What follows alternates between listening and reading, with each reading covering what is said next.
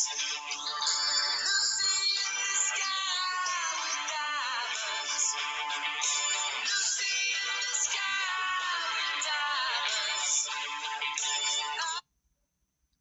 Vulnerables, la radio del Grupo Moebius, Psicoanálisis Roy Lacan, transmitiendo desde Rosario, Argentina. ¿Qué nos trajiste? Hoy traje una poesía de Roberto Juarros, que es un poeta y ensayista que nació en Buenos Aires en 1925 y murió en 1995. Y toda su obra, o la mayor parte de su obra, la incluyó en volúmenes que se llamaron Poesía Vertical. Y esta que voy a leer es una de sus poesías verticales. Él tiene 14 volúmenes de esta poesía vertical. Lo que yo voy a leer es el quinto volumen, que es de 1974. El primer volumen es de 1958 y el volumen número 14 es de 1997, que fue póstumo.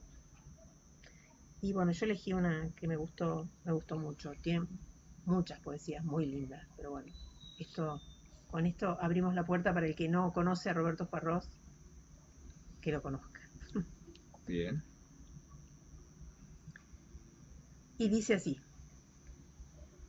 un amor más allá del amor, por encima del rito del vínculo, más allá del juego siniestro de la soledad y la compañía. Un amor que no necesita regreso, pero tampoco partida. Un amor no sometido a los fogonazos de ir y volver, de estar despiertos o dormidos, de llamar o callar.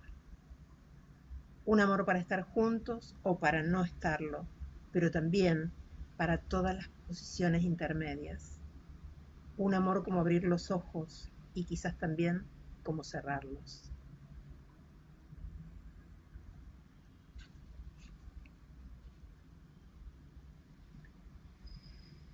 Y el otro texto que traje es de Felisberto Hernández, que es un autor uruguayo que nació en Montevideo en 1902 y murió también en Montevideo en 1964.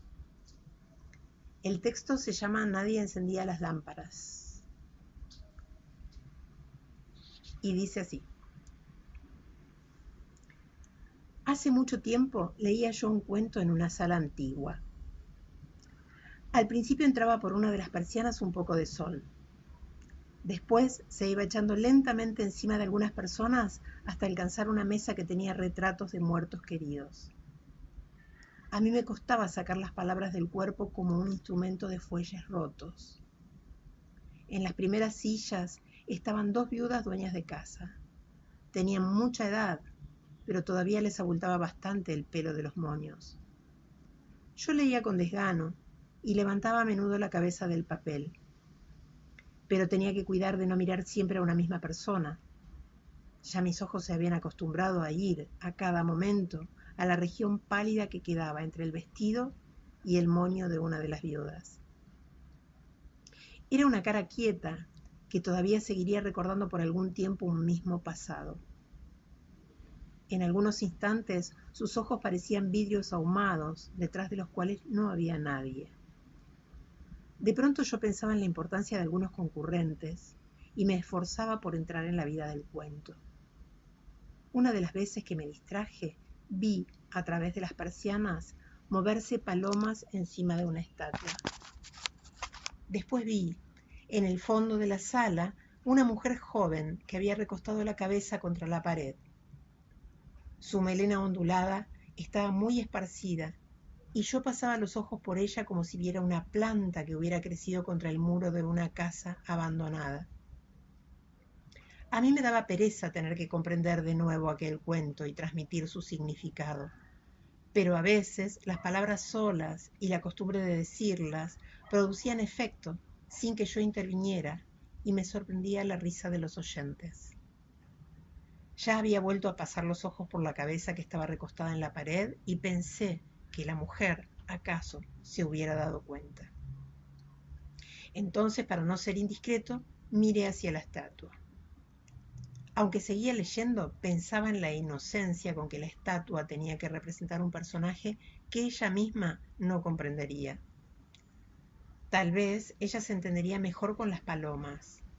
Parecía consentir que ellas dieran vueltas en su cabeza y se posaran en el cilindro que el personaje tenía recostado al cuerpo.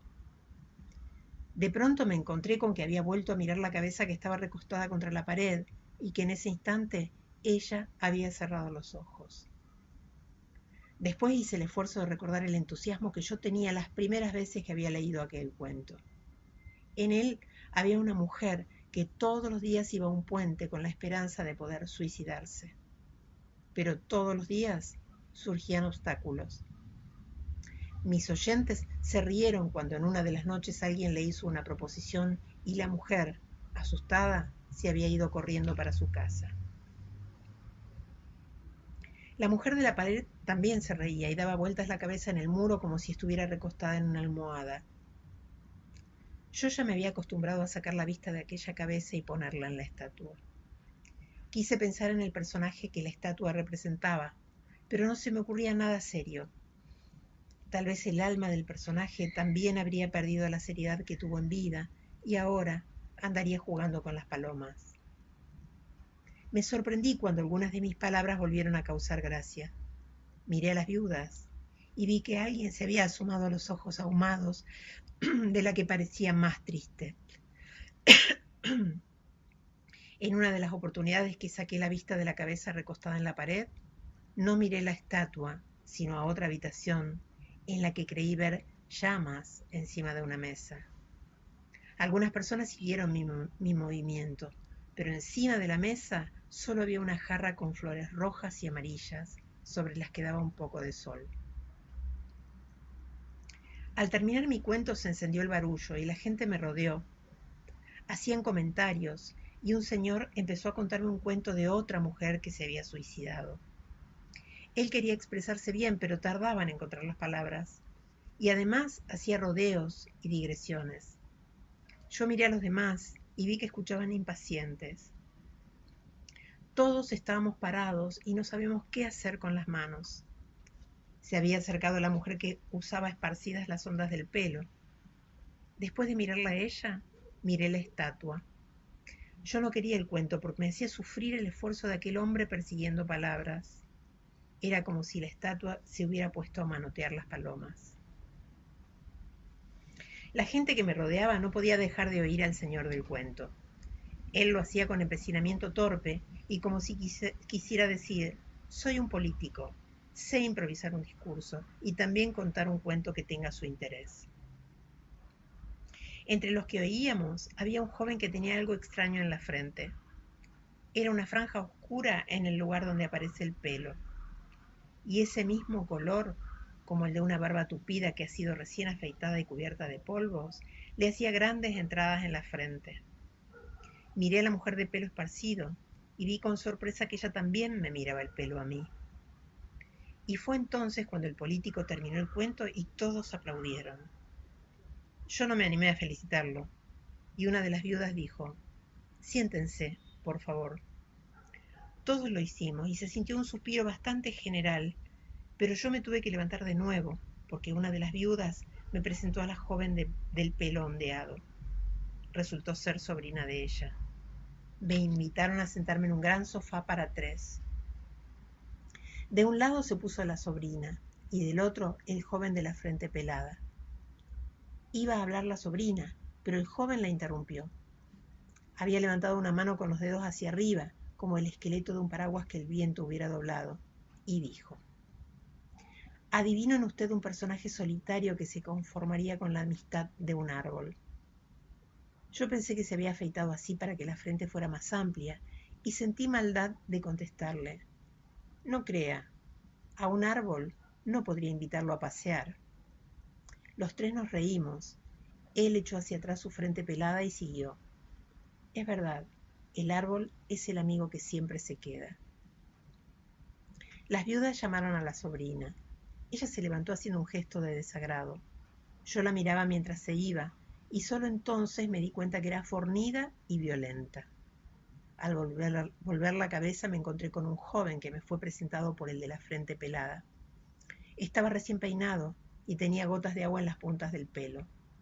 Una vez yo me peiné así, cuando era niño, y mi abuela me dijo, parece que te hubieran lambido las vacas. El recién llegado se sentó en el lugar de la sobrina y se puso a hablar. Ah, Dios mío, ese señor del cuento, tan recalcitrante. De buena gana yo le hubiera dicho, ¿y usted? ¿Tan femenino? Pero le pregunté, ¿cómo se llama? ¿Quién? El señor recalcitrante. Ah, no recuerdo. Tiene un nombre patricio. Es un político y siempre lo ponen de miembro en los certámenes literarios. Yo miré al de la frente pelada y él me hizo un gesto como diciendo, ¿y qué le vamos a hacer? Cuando vino la sobrina de las viudas, sacó del sofá al femenino, sacudiéndolo de un brazo y haciéndole caer gotas de agua en el saco. Y enseguida dijo, no estoy de acuerdo con ustedes. ¿Por qué? Y me extraña que ustedes no sepan cómo hace el árbol para pasear con nosotros. ¿Cómo? Se repite a largos pasos. Le elogiamos la idea y ella se entusiasmó. Se repite en una avenida indicándonos el camino. Después todos se juntan a lo lejos y se asoman para vernos. Y a medida que nos acercamos se separan y nos dejan pasar. Ella dijo todo esto con cierta afectación de broma y como disimulando una idea romántica. El pudor y el placer la hicieron enrojecer. Aquel encanto fue interrumpido por el femenino. Sin embargo, cuando es la noche en el bosque, los árboles nos asaltan por todas partes. Algunos se inclinan como para dar un paso y echársenos encima, y todavía nos interrumpen el camino y nos asustan, abriendo y cerrando las ramas. La sobrina de las viudas no se pudo contener. Jesús, parece Blancanieves. Y mientras nos reíamos, ella me dijo que deseaba hacerme una pregunta. Y fuimos a la habitación donde estaba la jarra con flores. Ella se recostó en la mesa hasta hundirse la tabla en el cuerpo. Y mientras se metía las manos entre el pelo, me preguntó, dígame la verdad, ¿por qué se suicidó la mujer de su cuento? Oh, habría que preguntárselo a ella. ¿Y usted no lo podría hacer? Sería tan imposible como preguntarle algo a la imagen de un sueño.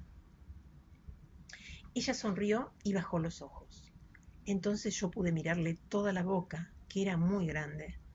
El movimiento de los labios, estirándose hacia los costados, parecía que no terminaría más. Pero mis ojos recorrían con gusto toda aquella distancia de rojo húmedo. Tal vez ella viera a través de los párpados, o pensara que en aquel silencio yo no estuviera haciendo nada bueno, porque bajó mucho la cabeza y escondió la cara. Ahora mostraba toda la masa del pelo. En un remolino de las ondas se le veía un poco de la piel, y yo recordé a una gallina que el viento le había revuelto las plumas y se le veía la carne. Yo sentía placer en imaginar que aquella cabeza era una gallina humana, grande y caliente. Su calor sería muy delicado, y el pelo era una manera muy fina de las plumas. Vino una de las tías, la que no tenía los ojos ahumados, a traernos copitas de licor. La sobrina levantó la cabeza y la tía le dijo, hay que tener cuidado con este, mira que tiene ojos de zorro.